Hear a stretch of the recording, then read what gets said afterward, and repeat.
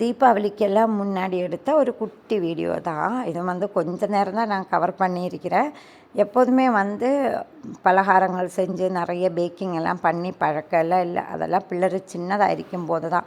அதுக்கப்புறம் ரொம்ப காலம் வச்சு இந்த மாதிரியெல்லாம் செஞ்சுட்டு, ஆனாலும் கார்ன்ஃப்ளேக்ஸ் பிஸ்கெட் வந்துட்டு என்னோடய நெய்பர் எல்லா தடவும் வந்து ஒரு பாட்டில் கொடுப்பாங்க அவங்களோட ஃபெஸ்டிவல் டைமில். அது வந்து பிடிக்கும் எல்லாருக்கும் சாப்பிட்றதுக்கு. சரி வீட்டிலும் வந்து ட்வின் பேக் அன்றைக்கி வாங்கியிருந்தோம். அதில் ஒன்று வந்து பால்லெல்லாம் போட்டு சாப்பிட்டுட்டாங்க. இது வந்து சீனி வந்து இருக்காது. அதனால் இன்னொன்று வந்து யாருக்கும் இறங்கவே இல்லை, அப்படியே வச்சுருந்துச்சு. வீட்டில் இந்த பேப்பர் கப்பும் இருக்குது. இது வந்து அல்மண்ட் லண்டன் செய்கிறதுக்காக வாங்கினேன்.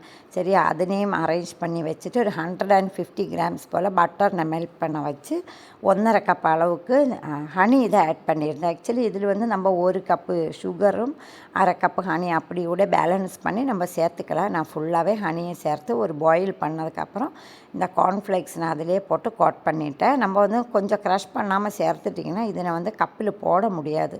ஸோ அதனால தான் ஈவனாக எல்லாமே மிக்ஸ் பண்ணிவிட்டு லைட்டாக சூடாகிருக்கும் போதே இதை வந்து பேப்பர் கப்பில் போட்டு எடுக்க வேண்டியதுதான். மேலே வந்து நம்மளுக்கு பிடிச்சிருந்திங்கன்னா ஸ்ப்ரிங்கிள்ஸ் போடலாம், இல்லாட்டிங்கன்னா அந்த கலர் பால்ஸ் எல்லாம் இருக்கும்ல அதெல்லாம் போட்டு டெக்கரேட் பண்ணலாம். நான் ஜஸ்ட்டு அந்த கார்ன்ஃப்ளேக்ஸை மட்டும் கப்பிலாக்கி பேக் பண்ணிவிட்டு, இது வந்து 8 நிமிஷம் போதும் நம்ம பேக் பண்ணி எடுக்கிறது. பட் ஃபஸ்ட் டைம் அவனில் வைக்கும்போது நான் 10 மினிட்ஸை செட் பண்ணியிருந்தேன்.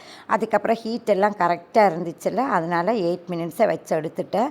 எந்த குக்கீஸ் பண்ணியாலும் அவன் வந்து கண்டிப்பாக ப்ரீ ஹீட் பண்ணணும். அதுக்கப்புறம் தான் நம்ம பேக் பண்ண ஸ்டார்ட் பண்ணணும். இது நான் ஃபர்ஸ்ட் டைம் தான் பண்ணியிருந்தேன். அதுவும் வந்து நல்லா பர்ஃபெக்டாக வந்திருந்தது. எல்லாமே ஆறின கையோடு இந்த மாதிரி பாட்டிலில் போட்டு வச்சுக்கிட்டேன். எப்போ வேணாலும் நம்மளுக்கு தேவைப்படும் போது சாப்பிட்லாம். பிரேக்ஃபாஸ்ட்டுக்கும் கொஞ்சம் ஈஸி தான். இது வெந்தால் மட்டும்தான் நல்லா இந்த மாதிரி ஒன்றா வந்துடும், இல்லாட்டின்னா அப்படியே ஒட்டி ஒட்டியாக போயிடும். அதனால தான் பேக் பண்ணது. இன்றைக்கி வந்து லஞ்சுக்கு கொஞ்சம் சீக்கிரமாக சமைச்சு முடித்ததுனால தான் எனக்கு வந்து ஈவினிங் பேக் பண்ண முடிஞ்சது. டின்னருக்கு வந்து எல்லாருமே வேலை முடித்து வந்து தான் ஒரு தடவை சாப்பிட்டது. அதனால் சீக்கிரமாக பாத்திரங்களெல்லாம் கழுகி வச்சு கிச்சன் வேலைகள் எல்லாமே முடிச்சுட்டேன். மேலே வந்து கொஞ்சம் க்ளீனிங் பண்ணது இருக்குது, துணிகளெல்லாம் மடக்கணும்.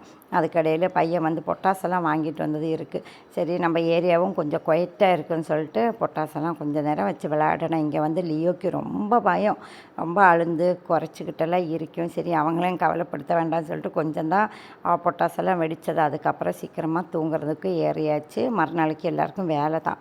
சரி காலையில் எழுந்திரிக்கணும்ல, அதனால் இவங்களுக்கும் தூக்கம் வந்துடுச்சு. சீக்கிரமாக போய் படுத்துட்டேன். நாளைக்கு வந்து இன்னும் ஏதாச்சும் ஒரு பலகாரம் செய்யலாம்னு பிளான் பண்ணினேன். ஆனால் என்ன பண்ணுவேன் அப்படின்னுள்ளதை அடுத்த வீடியோவில் காட்டுறேன். இன்றைக்குள்ள இந்த வீடியோ உங்களுக்கு பிடிச்சிருக்கேன் அப்படின்னுள்ளது கமெண்டில் சொல்லுங்கள். இவ்வளோ நேரம் வீடியோ பார்த்ததுக்கு ரொம்பவே நன்றி.